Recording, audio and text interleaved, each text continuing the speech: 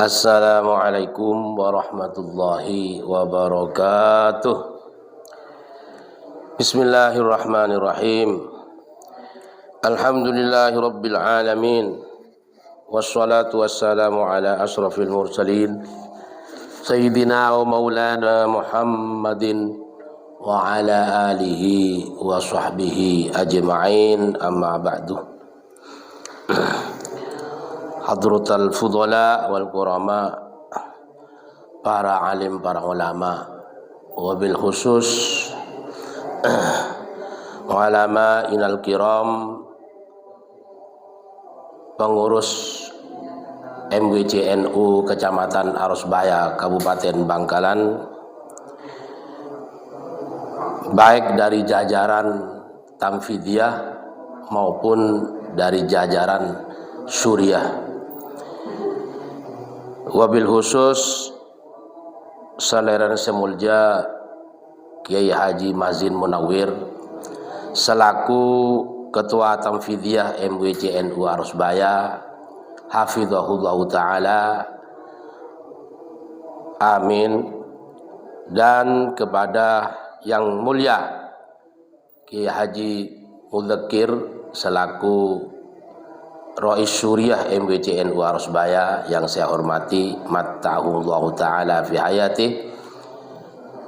Yang mulia Al-Ustadz Mukhlis Rozin, beliau selaku Ketua LBM MWCNU Kecamatan Arosbaya yang saya hormati, matta'ahullahu ta'ala fi hayati, amin. Mustami'in al-kiram, pemirsa yang budiman dimanapun berada yang saya hormati, hafizahumullahu ta'ala, amin. Alhamdulillah, kita panjatkan puja dan puji syukur kehadirat Allah Subhanahu wa ta'ala atas limpahan rahmat, taufik serta hidayahnya, sehingga kita dapat bertemu lagi di bulan Ramadan yang penuh rahmat, penuh ampunan dan penuh barakah ini, yang sehingga kita nanti diselamatkan dari siksa kubur, dimerdekakan dari siksa api neraka, amin, Allahumma amin. Mustami'in al-kiram, di sini kami tidak lupa kepada semua jajaran pengurus MWCNU Arosbaya, khususnya kepada LBM NU MWC Arosbaya yang telah memberikan waktu kepada saya untuk menyampaikan hal-hal yang terkait dengan masalah kunut beserta dalil-dalilnya, di mana kunut terutama kunut subuh itu sudah akrab di telinga masyarakat muslim Indonesia khususnya. Bahkan banyak yang hafal dan selalu diamalkan setiap harinya, karena mayoritas dari mereka dalam fikih memang mengikuti madhab Syafi'i. Namun saat ini ketika internet mudah diakses oleh siapapun, ya, sebagian orang yang masih awam terutama merasa bingung setelah mendengar dan mendapati adanya pendapat-pendapat yang mengatakan bahwa kunut subuh itu adalah bid'ah. Dan masyarakat awam banyak mendengar dari sebagian pendapat malah dianjurkan untuk ditinggalkan kunut subuh itu. Memang tidak salah membawakan fatwa ulama yang mengatakan bahwa kunut subuh itu tidak disyariatkan, akan tetapi alangkah bijaksananya apabila hal itu tidak diucapkan dalam konteks menyalahkan. Jadi tidak saling menyalahkan. Akan tetapi alangkah baiknya di antara kita ini mempunyai sikap bijak, ya, dalam arti menghormati pendapat yang sudah diamalkan oleh mayoritas umat Islam, khususnya di Indonesia yang mengikuti madhab Syafi'i pada umumnya. Karena kalau kita menyampaikan fatwa yang tidak biasa dilakukan oleh masyarakat sekitarnya, masyarakat setempat, ini biasanya kurang direspon. Karena Imam Malik mengatakan inna aliyan wa abdallahi la yunkaru fadluhuma wa ahlu baladina ala qauli Zaidin bin Sabit wa idza kunta baina qaumin fala tabda'hum bima la ya'rifuna. Kata Imam Malik, sesungguhnya keutamaan Ali bin Abdullah dan Mas'ud tidak dapat dipungkiri, akan tetapi penduduk negeri kami pada waktu itu, ya Madinah, mengambil pendapatnya Zaid bin Sabit. Maka apabila kamu dalam suatu masyarakat, janganlah memulai dengan apa yang mereka tidak ketahui. Seperti halnya masalah bacaan kunut, baik itu kunut nazilah maupun kunut subuh. Maksudnya begini, ketika penduduk Madinah ketika itu sudah akrab, katanya Imam Malik, dengan madhabnya Zaid bin Sabit, maka janganlah kamu membawa madhabnya Abdullah bin Mas'ud yang masih asing di kalangan masyarakat Madinah. Bukan berarti madhab yang lain salah, namun dalam konteks ilmu fikih, khususnya dalam masalah-masalah yang masih diperselisihkan, ini perlu mengedepankan persatuan dan keharmonisan. Itu yang paling diutamakan. Ini di Indonesia pada umumnya, umat Islam ini penganut madhab Imam Syafi'i. Ini sudah kunut subuh, bahkan kunut nazilah dalam madhab Syafi'i ini sangat dianjurkan dan banyak mengamalkan. Maka ketika ada pendapat-pendapat yang tidak sama dengan perspektif fikih ala Syafi'iyah, ini tidak begitu direspon tentunya, apalagi saling menyalahkan. Jadi maka dari itu kami di sini oleh LBMNU MBCNU Arusbaya untuk menyampaikan kunut serta dalil-dalilnya. Mustami'in al-kiram hafizahumullah. Pengertian kunut yang pertama, ya, sebelum saya menyampaikan dalilnya. Pengertian kunut fil lughah dalam bahasa, secara bahasa ini mempunyai banyak arti. Yang pertama, ada ulama yang mengartikan kunut itu diartikan berdiri. Sesuai dengan dalam hadis riwayat Muslim, afdhalus sholati tulul kunuti. Di sini al-kunut diartikan berdiri. Salat yang paling utama adalah yang lama berdirinya.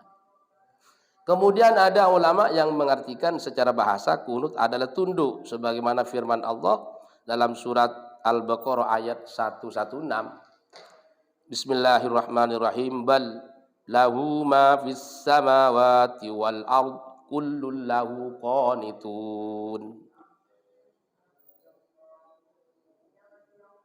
Bahkan miliknya lah Allah apa yang ada di langit dan di bumi, kullun lahu qanitun, semua tunduk kepadanya. Jadi dari ayat ini qanitun ini bermakna tunduk. Kemudian ada yang mengatakan secara bahasa kunut itu tak berarti taat. Sebagaimana dalam surat Al-Imran ayat 43, Allah berfirman, Bismillahirrahmanirrahim, Ya Maryam qunuti li rabbiki wasjudi warka'i ma'ar raki'in. Jadi waqnuti di sini diartikan dengan arti taat. Wahai Maryam, taatilah Tuhanmu, sujud dan rukuklah bersama-sama orang yang rukuk. Kemudian ada yang mengartikan diam. Sebagaimana dalam riwayat Zaid bin Arqam. An Zaid bin Arqam qala kunna natakallamu fi sholati yukallimu ahaduna akhahu fi hajatihi hatta nazalat hadhil ayat hafizu 'ala sholawati was sholatil wusta wa qumu lillahi qanitin fa umirna bis sukuti. Ini kemudian yang populer di kalangan kita.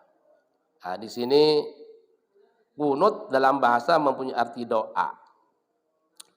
Di dalam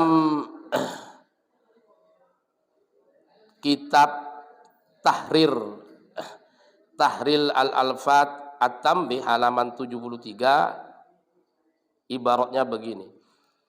Al-kunutu lahu ma'anin fil lughati minha ad-du'a'u wa lihada summiya du'a kunutan wa yutlaqu 'ala du'ai bi khairin wa syarrin. Jadi kunut itu memiliki banyak arti dalam bahasa Arab.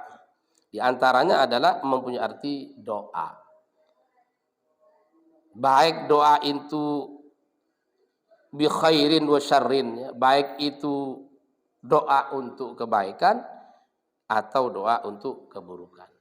Ini secara lughat. Kemudian kunut secara istilah. Kunut secara istilah para ulama mengatakan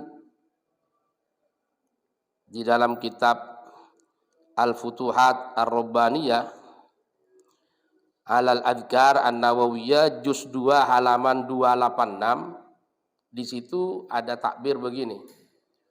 Wa 'inda ahli syar'i ismun lid-du'a'i fi sholati fi mahallin mahsusin minal qiyam. Menurut ulama ahli syariat,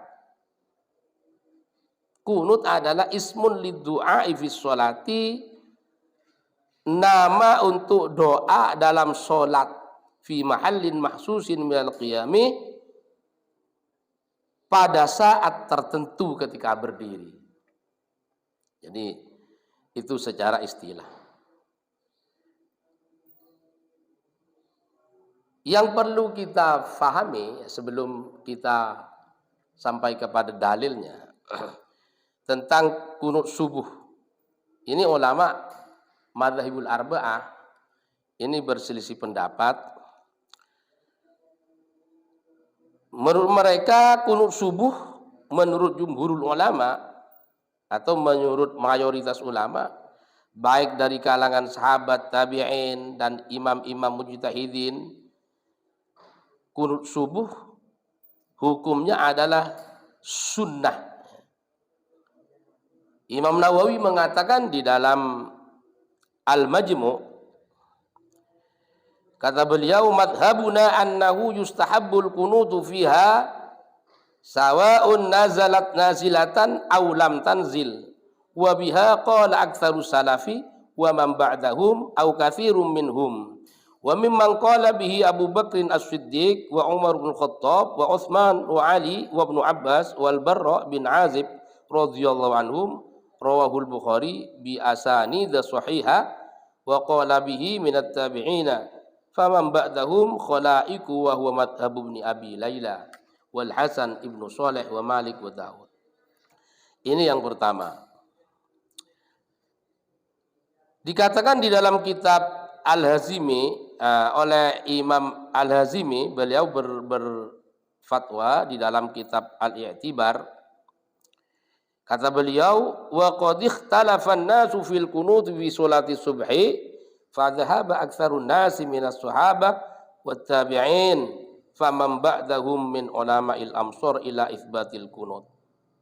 Kata beliau Imam Al-Hazimi, para ulama berbeda pendapat tentang hukum kunut pada sholat subuh.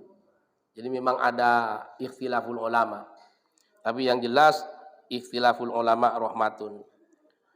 Asalkan tidak saling menyalahkan. Ini yang perlu diperhatikan. Mayoritas ulama, kata beliau, dari kalangan para sahabat, tabi'in dan ulama-ulama setelah mereka di berbagai negeri berpendapat adanya kunut subuh. Jadi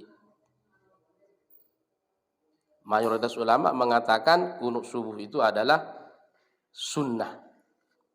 Tapi di kalangan ulama yang 4 madhab yang mengatakan tidak adanya kunut subuh adalah madhab Hanafi dan madhab Hambali.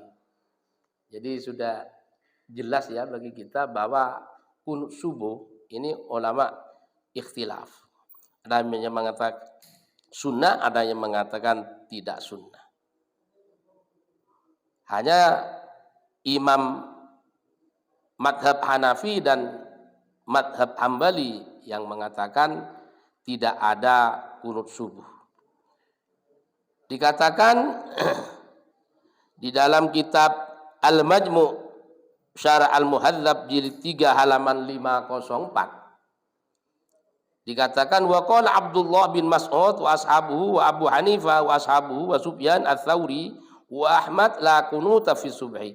Ini pendapat ulama yang mengatakan kunut subuh itu tidak dianjurkan.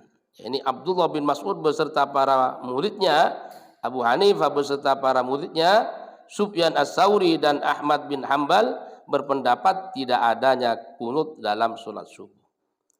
Lil Hanafiyah wal Hanabiyah wa Nawawi wa huwa annal kunuta fi subhi ghairu masyru'in wa huwa marwiyun an Ibnu Abbas wa Ibnu Umar wa Ibnu Mas'ud wa Abi Darda radhiyallahu anhum. Wa qala Abu Hanifah al-kunutu fil fajri bid'atun wa qala Hanifah yukrahu. Jadi kata ulama, sebagian ulama termasuk Abu Hanifah mengatakan kunut di dalam sholat subuh itu bid'ah. Abu Hanifah, Hanabilah makruh. Kemudian saya sampaikan juga dalil yang kontra terhadap adanya kunut subuh, dan juga nanti saya sampaikan kalau masih ada waktu dalil pendukung adanya kunut subuh. Baik, dalil yang kontra kunut terhadap adanya kunut subuh ya. Para ulama yang mengatakan tidak disyariatkan kunut subuh berhujjah dengan beberapa hadis di antaranya. Jadi ulama yang mengatakan ghairu masyru' kunut subuh itu juga berdasarkan beberapa hadis. Tapi nanti ini direspon oleh Imam Nawawi dalam beberapa pembahasan selanjutnya. Kata beliau, yang pertama, ulama yang mengatakan tidak ada kunut subuh berdasarkan hadis Anas bin Malik, Anas bin Malik anna Rasulullah sallallahu alaihi wasallam qanata syahron yad'u ala ahya'im min ahya'il Arab thumma tarakahu. Ini dasar yang pertama. Dari Anas bin Malik radhiyallahu anhu bahwasanya Rasulullah melakukan kunut selama 1 bulan, mendoakan keburukan pada beberapa orang Arab kemudian meninggalkannya. Hadis ini kata beliau Imam Nawawi, mereka yang berdasarkan hadis ini sehingga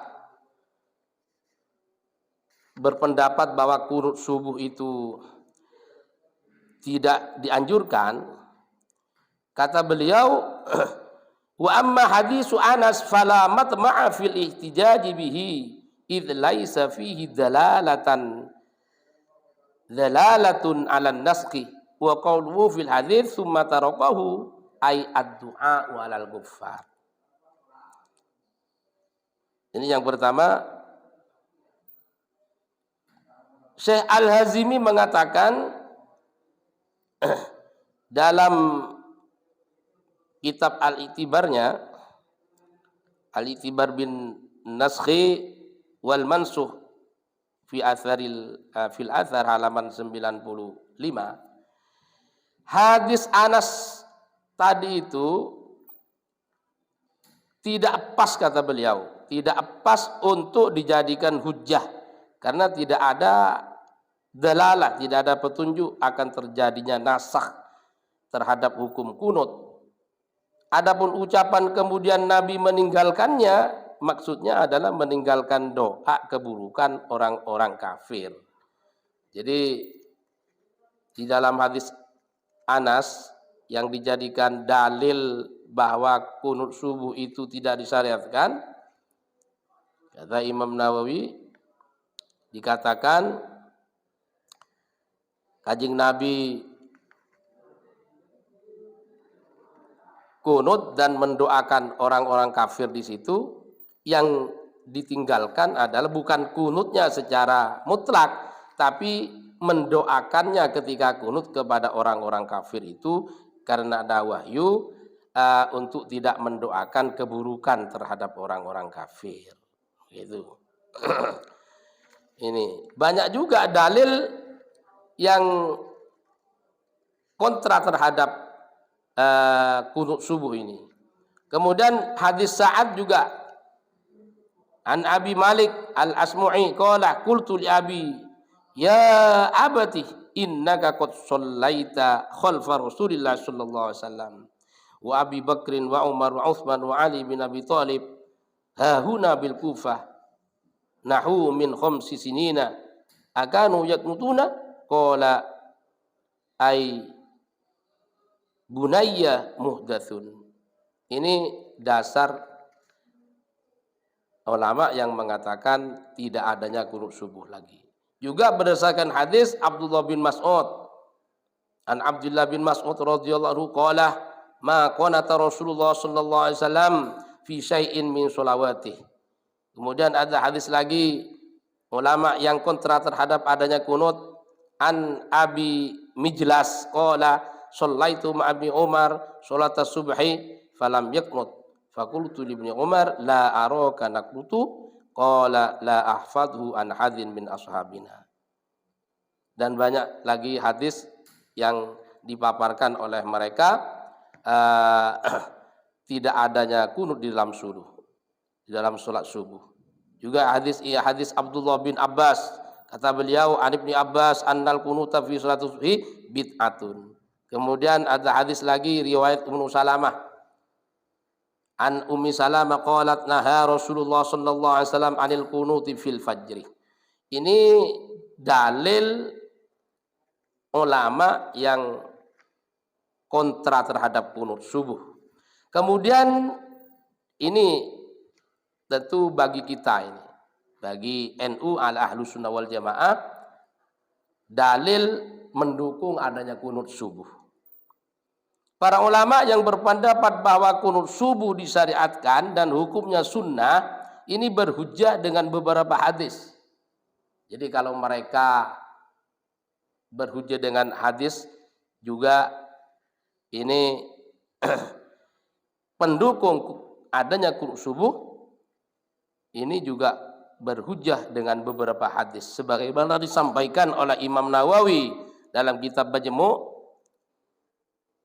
jilid ketiga halaman 504 sampai 505. Kita bisa murojaah ke sana. Kata beliau, wahtajja ashabuna bi hadis Anas radhiyallahu anhu anna Nabiy sallallahu alaihi wasallam qanata syahran yad'u alaihim thumma tarakah fa amma fi subhi falam yazal yaqnutu hatta faraqad dunya. Hadisun sahihun rawahu jama'ah min al-hufat wa sahahahu wa mimman nasu ala sihhatihi al-hafidz Abu Abdullah Muhammad bin Ali al-Balkhi wal Hakim Abu Abdullah fi mawadhi'a min kutubihi wal Baihaqi. Ini kata Imam Nawawi. Di antara yang menyatakan secara jelas tentang masalah itu adalah Al-Hafidz Abu Abdullah Muhammad bin Ali Al-Balkhi dan Al-Hakim Abu Abdullah di beberapa tempat dalam kitab-kitabnya, begitu juga di Al-Baihaqi. Hadis ini juga diriwayatkan oleh Ad-Darqutni dari beberapa jalan dengan sanad-sanad yang sahih. Jadi pendukung adanya kunut subuh, para ulama juga banyak hadis sebagai dalil bahwa kunut subuh itu masyru' dianjurkan. Wa anil Awwam bin Hamzah qala sa'altu Aba Utsman anil kunuti fi subhi qala ba'da ruku' qultu amman qala an Abi Bakrin wa Umar wa Utsman radhiyallahu anhum. Rawahul Baihaqi wa qala hadza isnadun hasan. Lagi dari hadis an Abdullah bin Ma'qil as-Tabi'i qala qanata Aliun radhiyallahu anhu fil fajri rawahul Bukhari wa qala hadza an Aliin sahihun masyhur. Jadi satu kali lagi dalil dari hadis yang mengatakan bahwa kunut subuh itu dianjurkan. Anil Barra radhiyallahu taala anhu anna Rasulullah sallallahu alaihi wasallam kana yaqunutu fis subhi wal maghrib. Dari Barra, sesungguhnya Rasulullah sallallahu alaihi wasallam selalu melakukan kunut di subuh dan maghrib. Maka hadis-hadis tersebut mantuknya secara sore tegas. Jadi untuk melakukan kunut di sholat subuh, begitu juga Abu Bakar, Sayyidina Umar, Sayyidina Ali. Yang ditinggalkan di sana itu yang dipaparan oleh ulama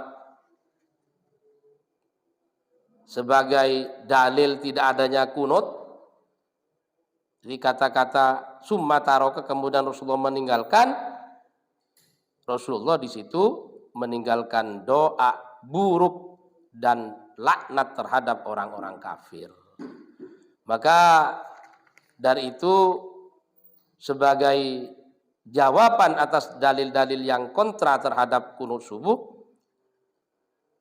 yang dikemukakan oleh para ulama kontra kunut subuh, ini telah dijawab oleh ulama-ulama Syafi'iyah. Itu jawaban-jawaban yang disampaikan oleh Imam Nawawi. Maka perlu kita untuk lebih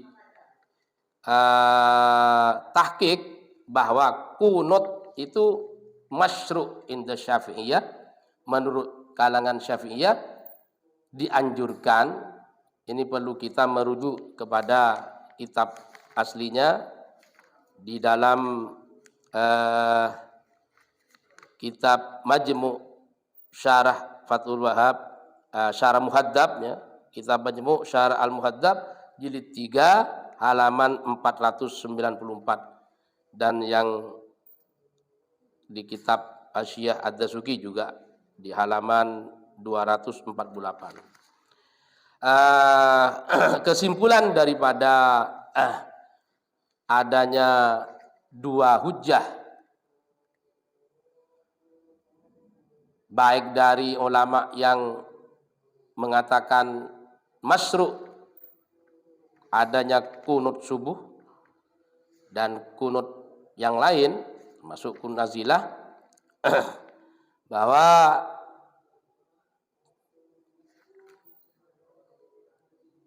setelah melihat adanya hujjah atau dalil yang disampaikan oleh para ulama baik yang kontra terhadap kunut maupun yang mengatakan sunnah masyru', maka menjadi acuan bagi kita bahwa ketika ini ada perselisihan para ulama, sebaiknya ini tidak saling menyalahkan tentunya. Maka setelah melihat diskusi para ulama terkait dengan pendalilan kunut subuh ini, kita bisa melihat beberapa informasi terkait dengan pendapat ulama di kalangan Syafi'iyah. Maka perlu disampaikan dalil anjuran kunut di kalangan Syafi'iyah, ya, di kalangan Syafi'iyah ini masuk dianjurkan, ya. Bahwasanya Rasulullah SAW pernah melakukan kunut subuh sebagaimana hadis tadi, falam yazal hatta faraqad dunya. Kemudian Rasulullah pernah melakukan kunut untuk mendoakan orang kafir, kemudian meninggalkan doa keburukan setelah adanya larangan dari Allah. Dan makna ini merupakan penjelasan dan maksud dari hadis Anas bin Malik yang mengatakan bahwa Rasulullah meninggalkan kunut. Di hadis itu yang dipaparkan oleh ulama yang kontra terhadap adanya kunut. Jadi Rasulullah meninggalkan, bukan meninggal kunutnya, tapi meninggalkan doa keburukan terhadap orang kafir karena ada larangan dari Allah Subhanahu wa taala. Kemudian Rasulullah terus melakukan kunut subuh sampai wafatnya. Ini dalil Syafi'iyah. Kemudian Khulafaur Rasyidin juga melakukan kunut subuh sepeninggal Rasulullah sallallahu alaihi wasallam. Jadi fala syakka alaina wa alaikum, maka tidak usah ragu bahwa kunut subuh, ya, juga termasuk kunut nazilah, ini masyru' inda Syafi'iyah. Di Indonesia ini masyarakat pada umumnya ini bermadhab Syafi'iyah. Jadi tidak usah ragu bahwa ada dalilnya baik dari hadis maupun dari takbir-takbir kitab Al-Mu'tabar. Kemudian adanya kunut subuh ini merupakan madhab jumhur ulama. Jadi ini dalil-dalil yang dikemukakan oleh pihak kontra yang mengatakan tidak adanya kunut subuh, tidak masyru', itu tidak bisa menumbangkan dalil-dalil dari pihak pro kunut subuh. Tidak bisa menumbangkan. Karena apa? Karena sudah direspon oleh Imam Nawawi dalam beberapa kajian kitabnya. Di situ dikatakan oleh Imam Nawawi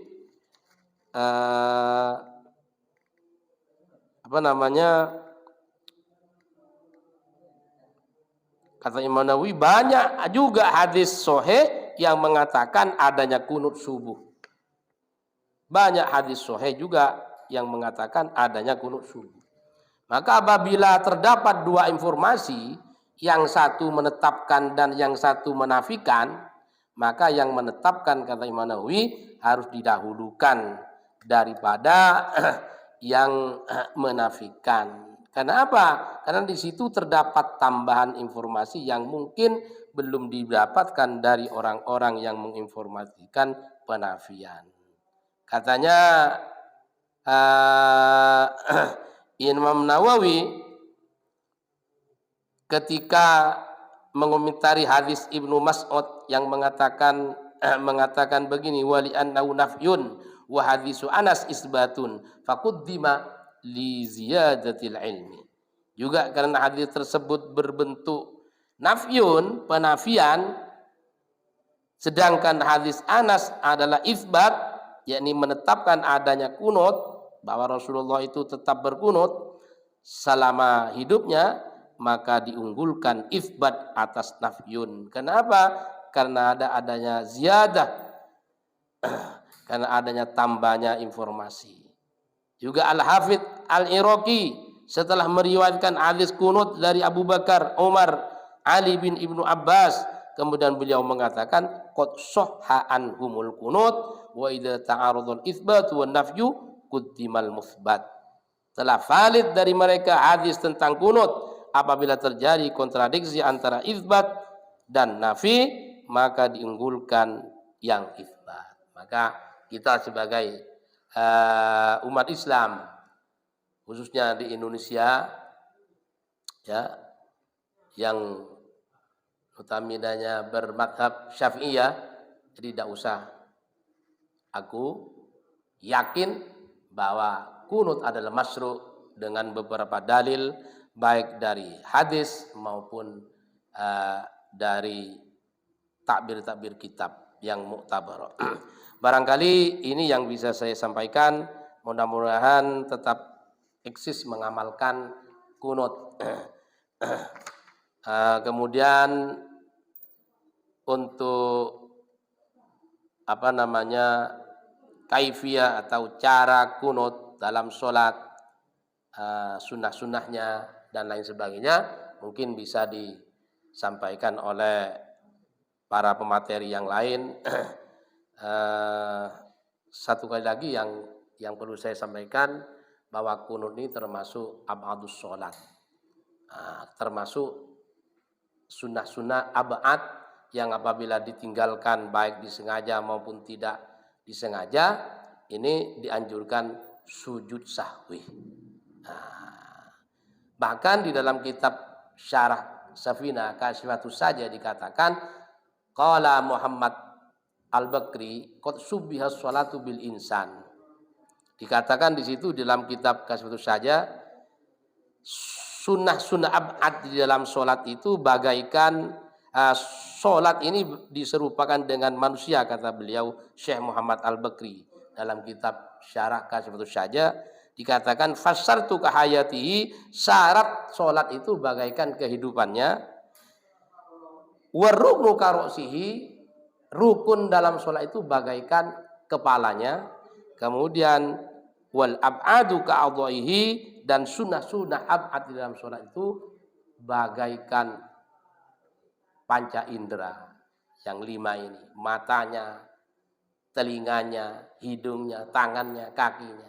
Maka ketika kita meninggalkan yang ab'ad, termasuk meninggalkan tidak berkunut, meninggalkan kunut di dalam sholat subuh, di dalam sholat witir, seperti sekarang ini maraknya sholat tarawih dilaksanakan sudah malam ke-13 malam ini.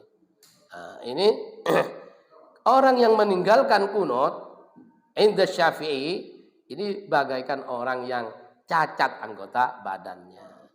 Wal hayatus shalah, kata beliau Syekh Muhammad Bakri dalam kitab Syarah Kasyifatus Sajanya, kasyu'urihi, seperti bulu-bulu yang lain, sebagaikan rambutnya dan sebagainya. Maka kita tidak usah khawatir, tidak usah ragu, kita tetap ala Syafi'iyah, mengikuti mazhab Syafi'i, ahli sunnah wal jamaah, yaitu tetap kunut subuh, kunut nazilah. Mudah-mudahan kita bisa mengamalkan karena sudah banyak yang faham tentang dalil-dalilnya kunut, bahwa kunut itu adalah masyru', dianjurkan, disunnahkan inda Syafi'i.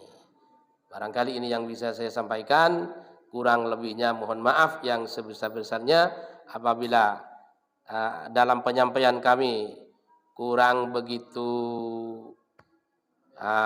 begitu menarik, kurang begitu pas, itu bisa kita murojaah sendiri dalam kitab klasik yang muktabar tentang terkait dengan masalah kunut ini. Bagaimana Ustaz? Masih lanjut Ustaz? Ampun nggih. Wa akhiran, assalamualaikum warahmatullahi wabarakatuh.